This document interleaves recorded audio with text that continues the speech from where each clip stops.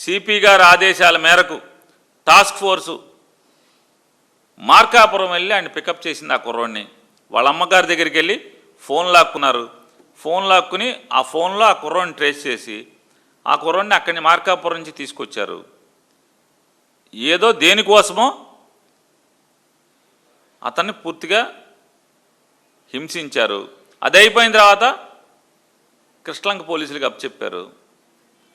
ఆ తర్వాత అతను జాడ తెలియట్లేదని చెప్తున్నారు. టాస్క్ ఫోర్స్ మీ నాయకత్వంలో పనిచేస్తుంది. కొత్తగా అతని మీద క్రైమ్ లేదు, బెయిల్ మీద బయటికి పోయాడు. నాన్ బెయిలబుల్ వారెంట్ ఉంటే తీసుకొచ్చి కోర్టుకు కదా పెట్టాలి. మే 9వ తారీఖు అతను పికప్ చేస్తే మే 9వ తారీఖు నుంచి గమ్మత్ ఏంటంటే ముద్దాయిగా ఉన్న నాగరాజుని ఇంతవరకు పిలిచి విచారణ చేయరు. టాస్క్ ఫోర్స్ ఆవిడని పిలుస్తారు. టాస్క్ ఫోర్సు కమిషనర్ గారి తర్వాత రెస్పాన్సిబిలిటీ ఉన్నటువంటి ఆఫీసర్ని పిలుస్తారు విచారణకి. శ్మశానానికి వెళ్తారు. కృష్ణలంక శ్మశానంలో మీకు ఏమైనా హింటు దొరికిందా? కృష్ణలంక శ్మశానానికి వెళ్ళొచ్చారు కదా పోలీసులందరూ, ఆ పుస్తకాలు తెచ్చారు. అక్కడ శవదహనం చేసేటువంటి బాధ్యుడైనటువంటి భాషను తీసుకొచ్చారు బయటికి పోలీస్ స్టేషన్కి. ఇవన్నీ మీడియా కథనాలు మీడియాలో చూపిస్తున్నారు, వస్తున్నాయి, ఫోటోలు వస్తున్నాయి. నిజంగానే నేర పరిశోధనలో అత్యంత అనుభవం సంపాదించినటువంటి ఒక సర్కిల్ ఇన్స్పెక్టర్ గారు లేదా పోలీసులు పోలీస్ స్టేషన్ వెనకాల ఉన్న శ్మశానానికి తీసుకెళ్ళి తగలెట్టారని ప్రజలు నమ్మంటారా? ఇవన్నీ మా సందేహాలు. ఆ శ్మశానానికి వెళ్ళారని ఎలా చెప్తారు మీరు? అంటే ఇది కేవలం మాకున్నటువంటి అనుమానాలు, కేవలం దీన్ని నీరుగార్చడం కోసం, ప్రజల్లో మీ మీద, మీ ప్రభుత్వం మీద ఏర్పడుతున్నటువంటి క్రోధాగ్నిని చల్లార్చుకోవటం కోసం మాత్రమే ఈ ఎఫ్ఐఆర్, మీరు కట్టినటువంటి ఎఫ్ఐఆర్ క్రైమ్ నెంబర్ 107/226 ఈ ఎఫ్ఐఆర్ లేదా ఇప్పుడు జరుగుతున్నటువంటి తంతు. రాజమండ్రి ఎస్పీ గారు వచ్చి విజయవాడ సిపి దగ్గర నేరం జరిగితే విచారణ చేస్తారా? ఎలా చేస్తారు సార్? టాస్క్ ఫోర్స్ పోలీసులు ఎత్తుకొచ్చారు.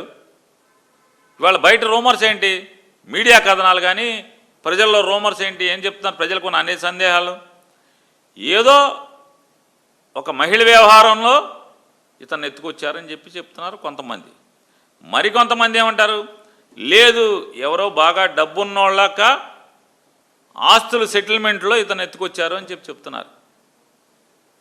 ఏది నిజం, ఏది అబద్ధం? అసలు టాస్క్ ఫోర్స్ వాళ్ళు కొత్తగా జరిగినటువంటి క్రైమ్ లేకుండా టాస్క్ ఫోర్స్ ఎందుకు వెళ్ళింది?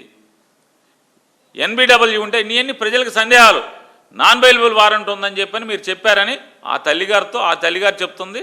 ఆ తల్లి చెప్తున్నట్టుగా మీరు ఎక్కడ ఇంతవరకు కూడా నాన్ బెయిలబుల్ వారెంట్ ఉందని కూడా ఎక్కడ పోలీసులు ఇంతవరకు ఎవరికి చెప్పరు. నాన్ బెయిలబుల్ వారెంట్ ఉందని కూడా పోలీసులు చెప్పరు. తీసుకొచ్చారో లేదో కూడా పోలీస్ డిపార్ట్మెంట్ కానీ ప్రభుత్వం కానీ చెప్పదు.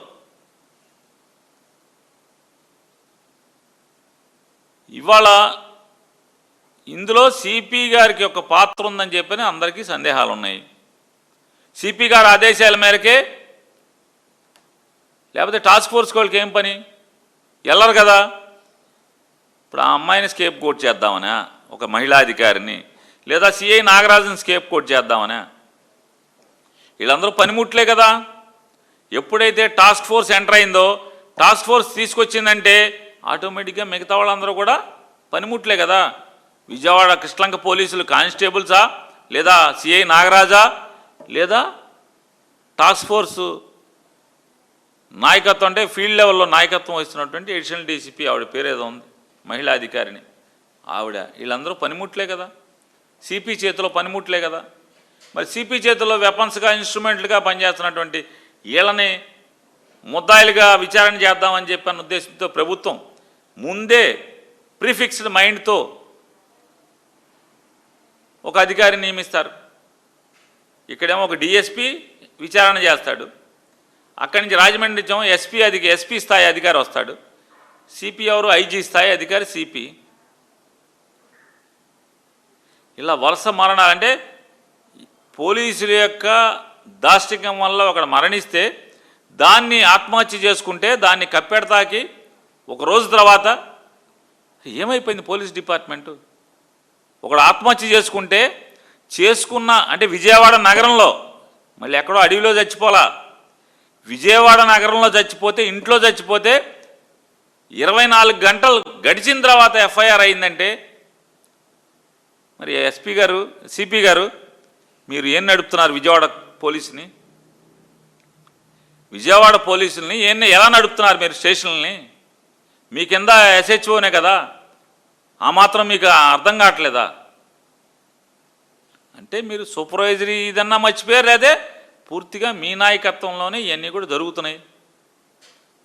పాత్ర మీది కాకపోతే మీకు తెలియకుండా ఒక స్టేషన్ హౌస్ ఆఫీసరు తన మూలంగా ఒక వ్యక్తి మరణిస్తే, ఆత్మహత్య చేసుకుంటే, దాన్ని అతనికి ఏం సంబంధం లేకుండా 24 గంటలు గడిచిన తర్వాత ఎఫ్ఐఆర్ కట్టాడంటే, ఆ వీడియో లేకుండా ప్రపంచం అంతా వీడియో ఉంటే వాళ్ళ నాన్న ఫోన్లో ఆ వీడియో అంతా కడిగేస్తాడు, మొత్తం క్లీనప్ చేస్తారు, వాళ్ళ ఇంట్లో ఉన్న ఫోన్లన్నీ క్లీనప్ చేస్తారు.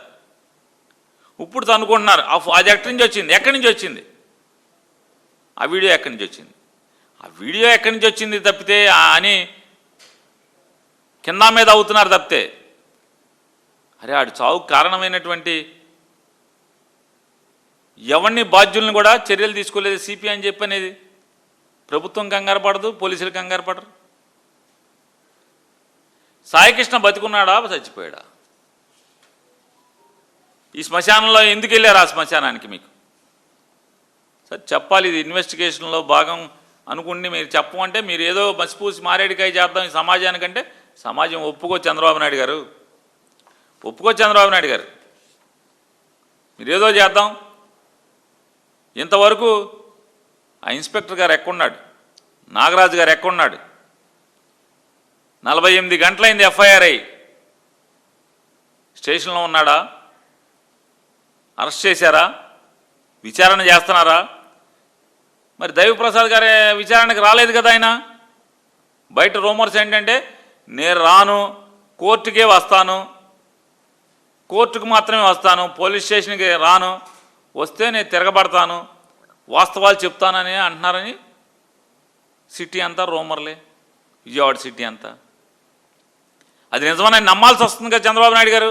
ఎందుకు నమ్మాల్సి వస్తుందంటే ఎఫ్ఆర్ఐ సాక్షాత్తు చంద్రబాబు ఈ రాష్ట్రానికి ముఖ్యమంత్రి, డీజీపీని, హోమ్ సెక్రటరీని, చీఫ్ సెక్రటరీని, విజయవాడ కమిషనర్ ఆఫ్ పోలీసుని అందరినీ కూర్చోబెట్టి మీరు ఎఫ్ఐఆర్ కట్టందని ఆదేశాలు ఇచ్చిన తర్వాత మీ ఆదేశం ఇస్తే కానీ ఎఫ్ఐఆర్ కట్టలేదు. ఎఫ్ఐఆర్ కట్టి 48 గంటలైనా కూడా ఇంతవరకు ముద్దాయిని తీసుకురాలేదు కదా. ఏం చెప్తున్నారు? తీసుకొస్తే నేను మొత్తం బండారం బయట పెడతా, ఏం జరిగిందో మొత్తం ప్రపంచానికి చెప్తా అని అతను అంటున్నాడని చెప్తున్నారు.